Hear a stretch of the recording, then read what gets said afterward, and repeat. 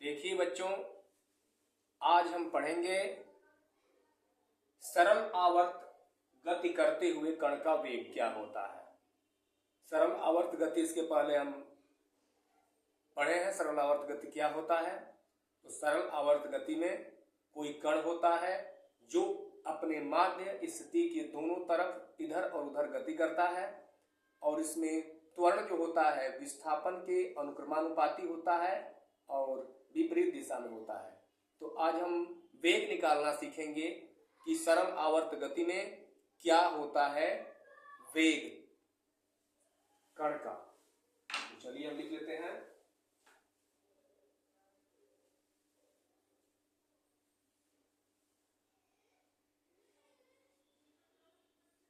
सरल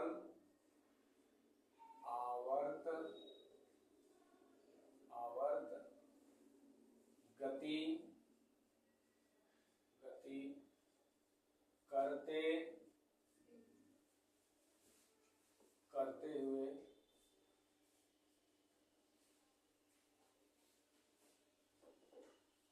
कण का वेग।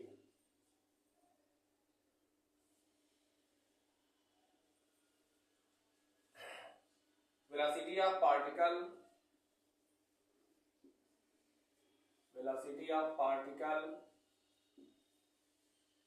executing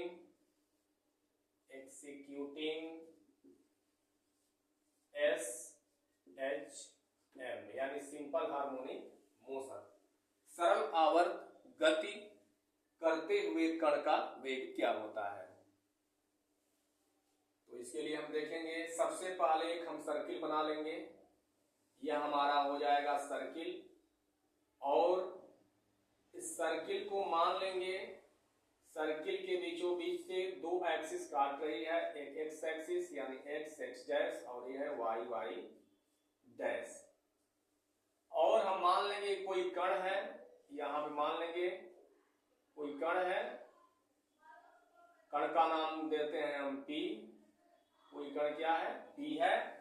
यह वृत्तीय पथ पर गति कर रहा है कण P। जब कण P वृत्तीय पथ पर गति करेगा तो इसका लंब पाद जो होगा n होगा, वो सरल आवर्त गति करेगा y y डैश के अनुदिश।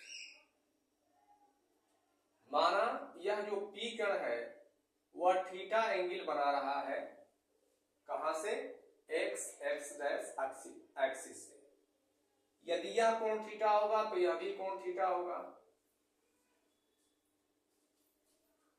यह पार्टिकल गति करेगा तो इसका वेग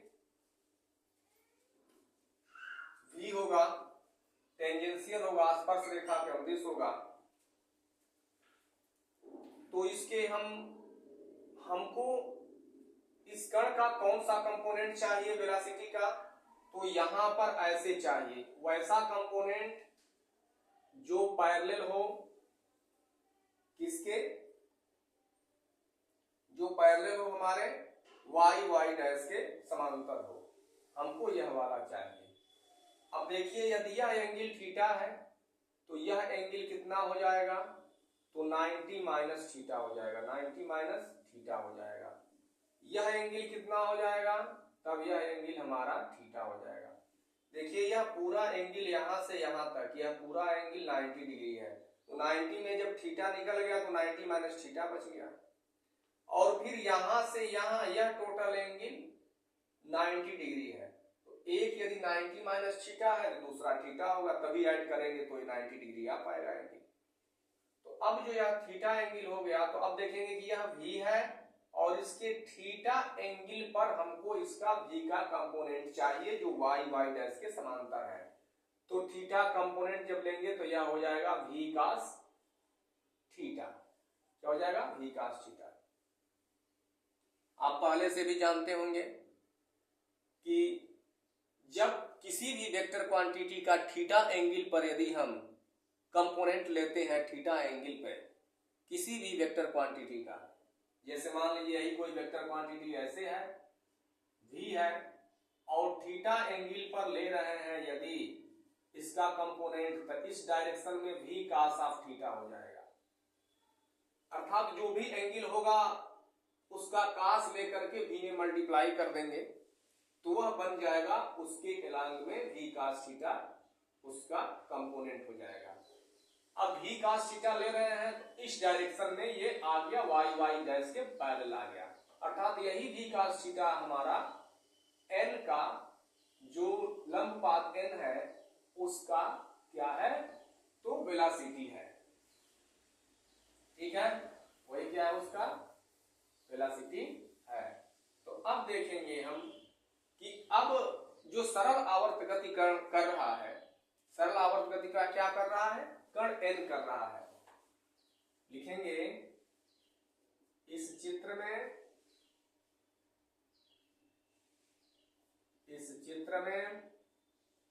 P वृत्तीय गति कर रहा है,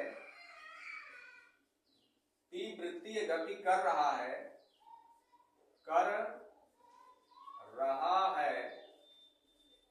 जबकि n सरल आवर्त गति कर रहा है, सरल आवर्त गति कर रहा है,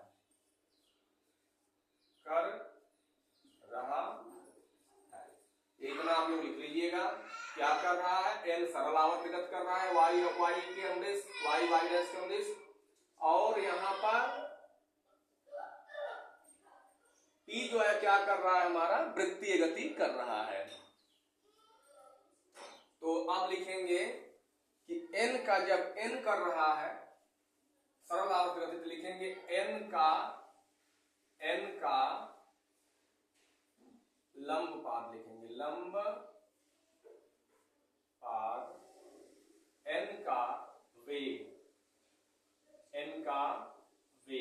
कितना हो जाएगा, तो v बराबर हो जाएगा v cos थीटा। अब देखिए यहाँ पर क्या है, v cos थीटा, क्योंकि इसी के अनुदिश यही कंपोनेंट लेंगे तो n जो है कि इसी वेलोसिटी से ऊपर जाएगा नीचे आएगा, यही वेलोसिटी इसका होगा n का। अब देखेंगे थीटा बराबर क्या होता है, तो ओमेगा टी होता है। थीटा बराबर क्या है, v cos ओमेगा टी।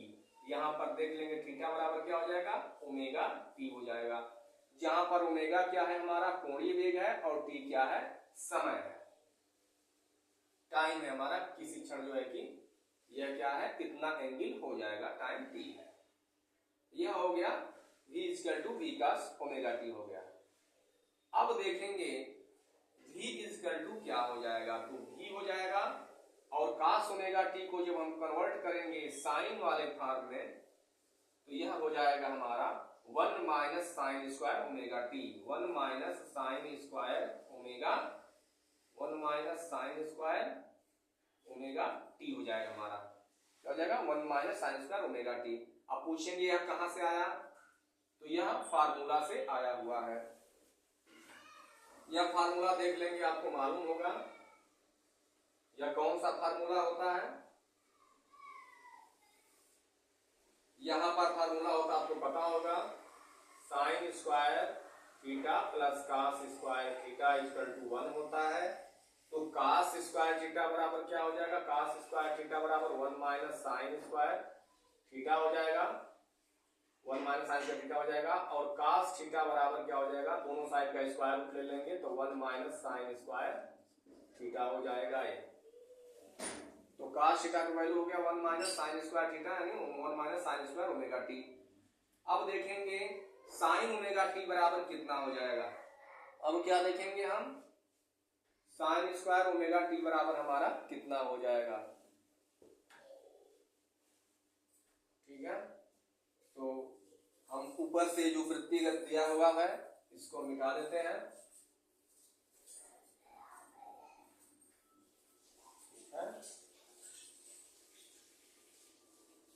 अब देखेंगे कि 1 minus sine square omega T जो दिया हुआ है वो क्या ऊपर लिख देंगे हम, v बराबर हो जाएगा हमारा v अंडर रूट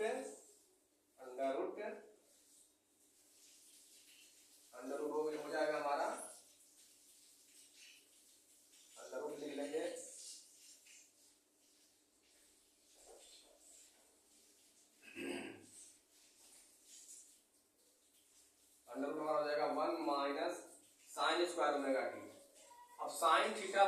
क्या लिख सकते हैं, साइन थीटा बराबर हम लिखना चाहें तो यहां पर हम क्या लिख सकते हैं, तो y अपान a लिख सकते हैं।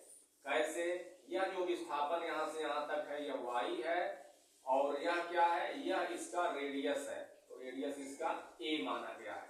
यदि रेडियस को आप a मान लेते हैं तो साइन थीटा बराबर क्या होता है, लंब बटा कर्ण होता है। तो y लंब हो जाएगा, कर्ण हमारा a हो जाएगा, तो यहां से यह हो जाएगा y square upon a square हो जाएगा यह। ठीक है, अब क्या किया जाएगा, v इज इक्वल टू, अब इसको हम सॉल्व कर लेते हैं, √1 है ना, तो अपान a स्क्वायर कर दिया जाए,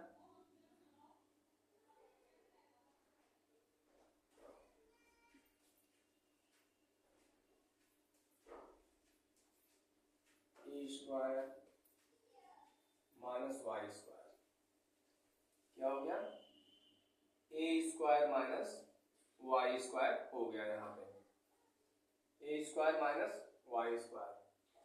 अब यह a स्क्वायर जो दिया गया है यहाँ पर, a स्क्वायर जो दिया गया है इसको हम बाहर निकाल सकते हैं, तो यहाँ पर a हो जाएगा, स्क्वायर रूट इसका निकल जाएगा, तो यह हो जाएगा v बराबर v upon a under root a square minus y square हो जाएगा। अब v बराबर होता है a ओमेगा होता है, क्या होता है v बराबर, v बराबर होता है a ओमेगा, तो v equal to a omega upon a under root a square minus y square. ठीक है, इसको देख लेंगे, a से कैंसिल हो जाएगा, v equal to omega under root a square minus y square हो जाएगा। इसको देख लेंगे, यह क्या है, तो n का जो है कि क्या है, n का यह वेलोसिटी दे दिया है जो सरल आवर्त गति कण कर रहा है, तो सरल आवर्त जो गति कण कर रहा है उसका यही होगा, ओमेगा जहां पर कोणीय वेग है, a आयाम है और y इस n का विस्थापन है, जहां पर क्या लिख देंगे हम,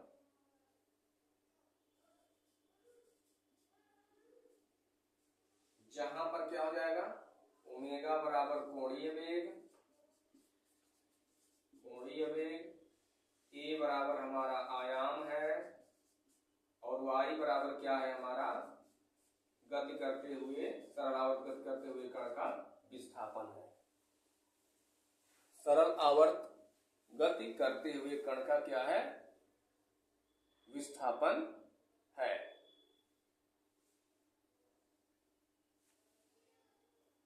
तो ये हमारा नोट हो गया है पूरा कि सरल आवर्त गति करते हुए कण का ये विस्थापन हो गया और यही हमारा वेग होगा सरल आवर्त गति करते हुए कण का। ठीक है, तो आज का क्लास यहीं पे समाप्त करते हैं।